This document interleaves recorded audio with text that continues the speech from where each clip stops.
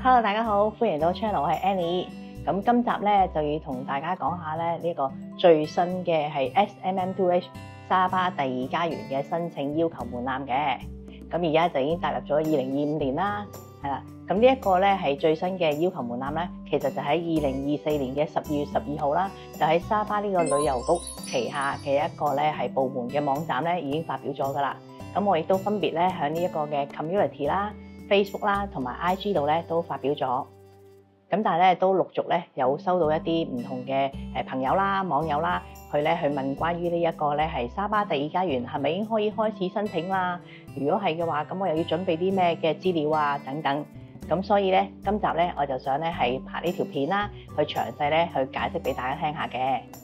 咁呢一個咧 MM2H Malaysia My Second Home， 同埋而家講緊嘅呢一個嘅係 SMM2H 沙巴第二家園嘅申請要求咧，最大嘅好處啦，咁就係一個人申請全家受惠，即係話假如我係申請人啦，我係主申請人，咁我可以咧係申請埋我嘅丈夫啦，我係21歲以下嘅仔女啦，同埋我自己嘅爸爸媽咪，我老公嘅爸爸媽咪都可以咧一齊受惠嘅。咁今集咧就分咗兩部分嘅。咁首先我就會同大家咧去講一講最新呢一個嘅沙巴係第二家園嗰個要求啦，去分咗3個級別。咁第二部分咧就會咧係將你哋咧所有統籌咗、整理咗嘅問題啦，咁我咧就會係揾呢度咧持牌嘅 agent 咧去為大家解答翻嘅，由專業人士去解答翻大家。咁今次呢一個咧沙巴第二家園嘅係申請個要求啦，咁就分咗3個級別嘅，分別咧就係銀級 Silver、黃金級 Gold 同埋咧白金級 Platinum 嘅。咁佢哋咧嗰個主申請人咧個要求歲數咧就係30歲或以上。財務要求啦。銀級咧係需要咧存放馬幣50萬啦，黃金級咧就要係存放美金50萬，而白金級咧就係存放咧美金100萬嘅。咁佢今次咧就係擺喺一個叫做咧係信託基金嘅定期存款度，係隸屬於咧呢一個嘅沙巴旅遊啦，同埋係文化同環境部門去管轄嘅。咁呢一個咧就有別於我舊制係擺喺任何一間銀行去做定期存款。陣間呢一點咧都會詳細講多啲嘅。至於咧購買物業啦，咁咧係佢需要咧要求咧係銀級嘅話咧，購買呢個房地產咧就係馬幣60萬或以上，黃金級咧就係馬幣100萬或以上，而白金級咧就係馬幣200萬或以上嘅。咁呢一個購買物業入邊咧係都有一個嘅限制嘅，咁就係話喺10年內啦，你唔可以咧去出售你而家居住緊呢一個嘅物業啦。另外喺5年啦，你住咗5年，5年後你覺得想轉換環境喎，我想換樓喎，係可以嘅。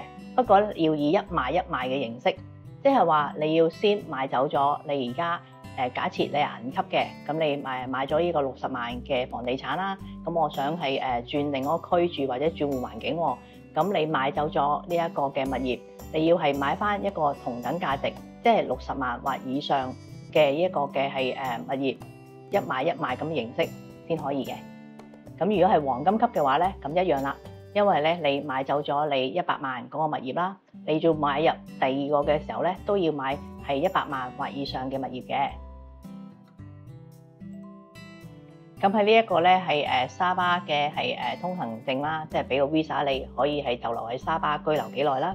咁銀級咧就係5+5嘅，即係先俾你5年，之後咧再續5年嘅。黃金級咧就係15年，而白金級咧就係20年。而居留咧喺沙巴呢一個嘅期間，每年咧係唔可以少於30日嘅。咁呢一個咧就3個級別都一樣噶啦。咁但係呢一個30日咧係可以主申請人或者係佢嘅家屬去累積計算嘅。離岸收入啦，即係收入證明啦。咁喺呢3個級別入邊咧，淨係銀級咧係需要咧去提供嘅。如果係銀級嘅申請人啦，咁係以個人身份嘅話咧，就需要咧係證明呢一個收入係馬幣1萬蚊。家庭申請咧就係呢一個馬幣15000蚊。咁喺黃金級同埋白金級咧呢一方面咧就唔需要去提供嘅。咁喺工作機會嗰度啦，咁3個級別入邊啦，銀級同埋黃金級咧都係唔可以咧喺度係揾嘢做，係鬥薪水出糧嗰種嘅，但係可以咧去申請做生意啦，或者係開鋪頭啊嗰種形式。只有咧係白金級咧先可以咧係接受咧去有揾工作啊，同埋鬥薪水。佢同樣咧都係可以咧係申請做生意開鋪頭嘅。不過就會有人問啦，如果我有呢個經濟能力去到白金級，即係我有100萬美金擺入嚟啦，同埋買到200萬嘅樓以上，咁我做乜仲要做嘢鬥薪水呢？醫療保險，咁佢今次咧係要求咧係3個級別咧嘅主申請人啦，同埋家屬咧都需要最少1份嘅醫療保險嘅。手續費方面係一次性嘅，銀級係要收馬幣3000蚊，黃金級都係收馬幣3000蚊，而白金級就係收馬幣20萬嘅。咁喺續期條款啦，即係咧係續你嗰個嘅 Visa 嗰個申請嘅費用咧，就係3個級別咧都係要收費1500蚊馬幣。咁都講下咧係呢一個沙巴第2家園咧嗰個申請要求咧當中一啲嘅特點啦，同埋要留意嘅地方。咁其中一個特點咧，佢就有提及到，如果咧係成功申請咗呢一個嘅係沙巴居留 Visa 之後啦，個主申請人咧不幸去世嘅話咧，咁咧佢呢一個嘅簽證咧就會係可以轉讓俾佢個配偶，係繼續到個期限完結為止嘅，但係就唔可以轉俾仔女，只限轉俾配偶咯。咁啊講翻係財務要求啦，頭先咧提到咧咪要擺呢一個嘅存款係啦，以銀級去計啦，咁就要擺馬幣50萬噶嘛。咁佢今次就擺喺一個叫做咧係信託基金嘅定期存款入邊，咁就唔係擺喺銀行度。咁所以咧呢部分嘅錢咧就唔會有利息派出嚟嘅。而2年後咧，你係可以咧去要求申請咧攞翻係40%，即係40% 出嚟咧去係醫療啊、教育啊或者係買樓都得嘅。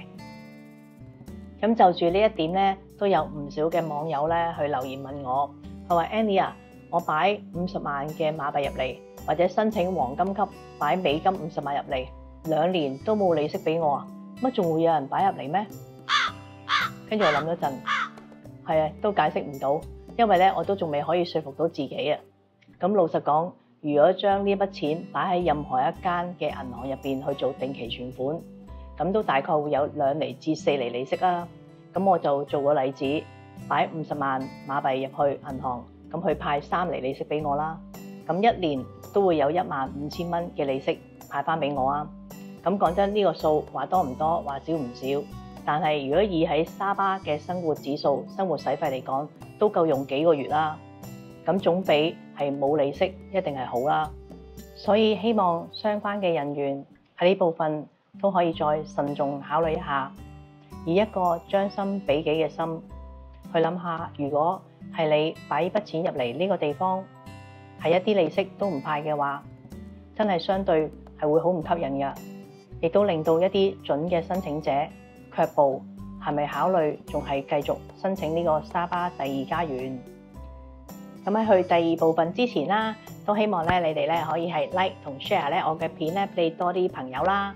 咁如果係未訂閱我頻道嘅話咧，就快啲訂閱，撳埋隔離咧個鐘仔，咁我一有新片咧，你哋就會收到通知㗎啦。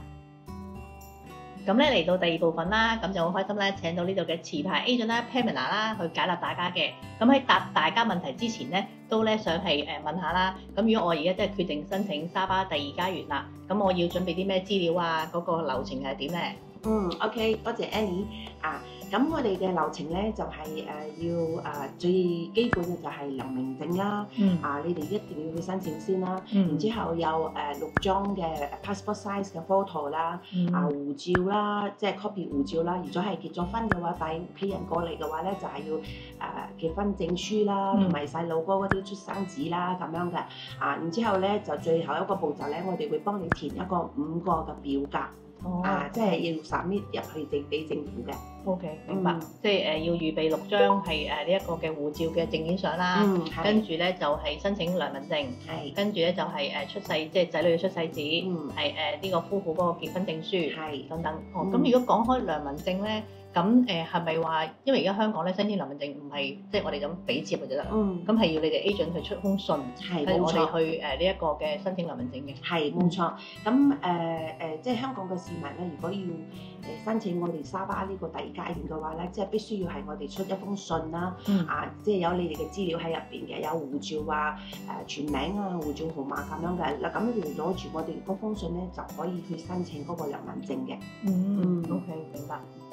好，咁而家咧就係嚟到問題環節啦。咁啊，第一條問題啦，咁就係關於離岸收入嘅，即係個收入證明。咁咧就有人問啦，咁啊話如果咧我已經係55歲，係啦，咁已經冇做嘢啦，退咗休，咁我點樣去俾呢一個嘅收入證明咧？OK， 其實我哋呢度咧係收入證明。如果你係退咗休嘅話咧，你都可以喺其他嘅方面有呢個收入嘅證明啦。譬如講你係收租啦，或者係搞股票啦，或者係基金啊嗰啲賺到嗰啲錢啊，都可以成為你自己本身嘅證明咯。因為佢嘅證明咧，佢唔一定要睇你喺邊度嚟㗎嘛嘅錢。即係唔一定要喺間公司出嚟嘅嗰種。係啦。即係講你政府一般之上咧，佢會攞我哋3個月啦，但係我都係建議俾4個月啦，因為你申請嗰個時間都係有啲時間出入啦，所以我哋都係submit4個月嘅嗰個收入俾政府咁樣咯。知道明白。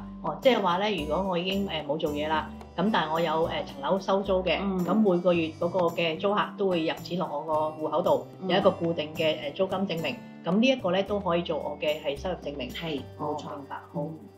咁喺第2條啦，就係話如果我係以一個係家庭嘅申請，咁我有個小朋友係啦，咁就係有唐氏綜合症嘅，咁但係佢已經超過咗21歲，即係26、7歲㗎啦，咁佢可唔可以都成為我嘅家屬，去同我一齊申請呢個沙巴 MM2H。OK。如果係天生嘅，即係講佢天生有呢個疾病嘅話咧，都可以申請嘅，因為佢唔係好似嗰啲傳染病啊。如果傳染病嘅話咧，就比較艱難啲咯。如果佢係呢啲好似譬如講OKU 啊、Down syndrome 啊咁樣嘅，佢係天生嘅話都可以申請，因為佢都冇可能個屋企人嘅爹哋媽咪過咗年之後，即係掉翻佢自己一個人喺嗰邊㗎嘛。咁佢一定要俾照顧咯，咁樣咯。明白。都可以申請嘅。好，即係呢一個就會係一個即係 special case 特別例子啦。係啊，所以就算個小朋友過咗21歲以上，因為佢真係需要父母去照顧佢，咁所以呢個都可以同父母一齊家庭形式申請嘅。係，冇錯。明白。咁第3條就咧關於購買物業嘅。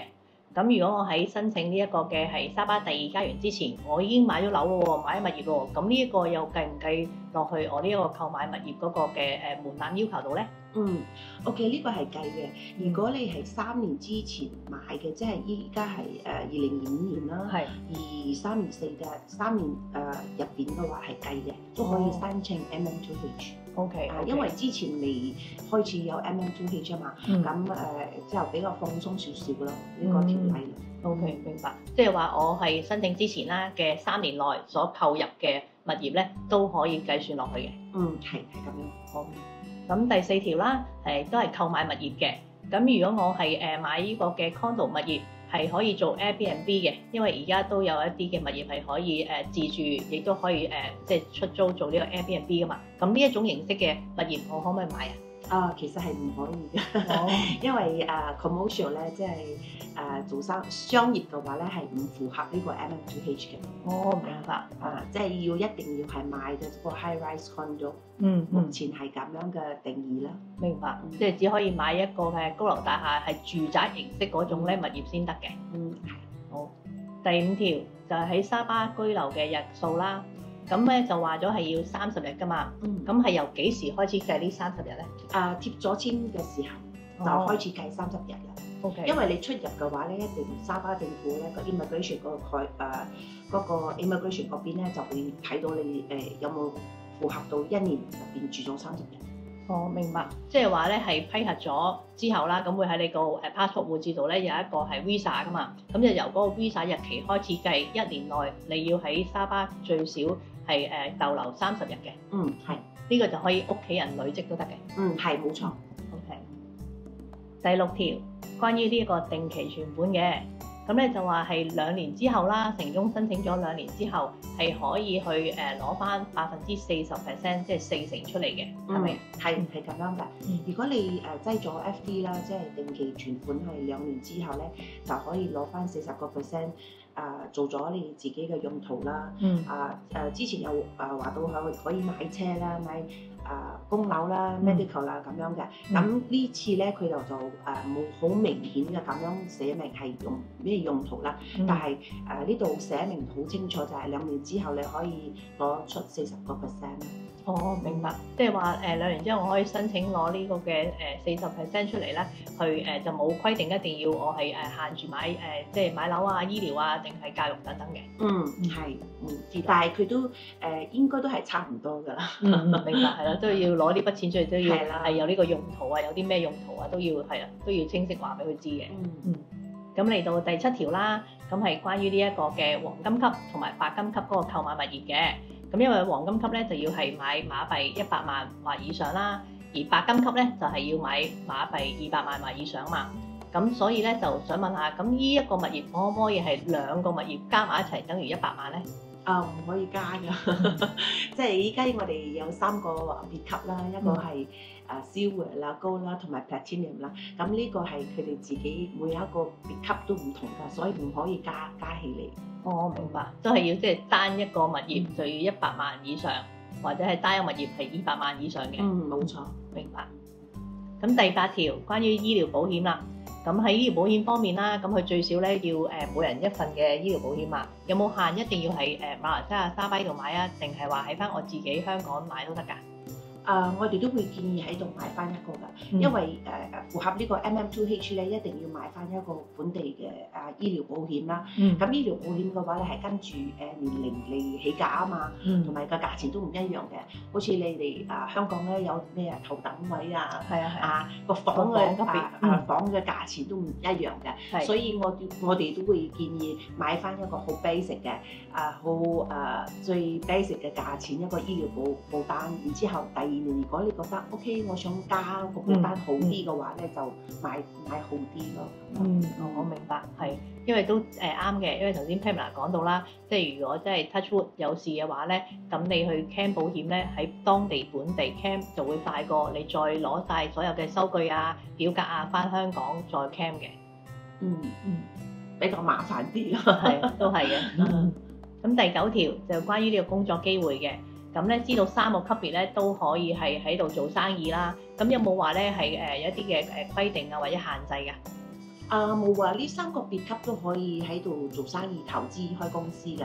咁佢主要咧就係俾我哋呢度當地人啦，有一個就業嘅機會啦，即係有份工開翻咁樣啦。所以我哋都好歡迎3個別級都可以喺度開公司啦。即係講你最尾要開咩公司嘅話咧，呢個方面嘅話咧，你哋需要俾我哋知，然之後我哋就會幫你哋去問，因為每一個公司嘅點樣講啊？商業啦，係咪？佢都係有少少要求嘅，都唔同。每個行業都係啦，每個行業都唔同。明白，知道係即係話政府咧就都希望咧，我哋外運啦嚟到呢度，如果係開公司或者開鋪頭嘅話咧，都可以咧係請翻本地人去打工做嘢，咁製造多啲就業機會俾佢哋嘅。係啦。